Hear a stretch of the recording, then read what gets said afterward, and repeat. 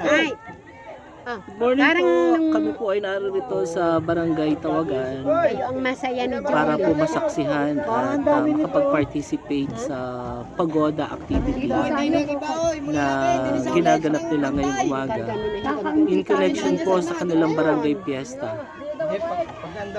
Para nakagayon. Ang katag isa baka sumisid. At ipinagdiriwang mo nila ang kapiestahan ni San Antonio de Padua. Ayan.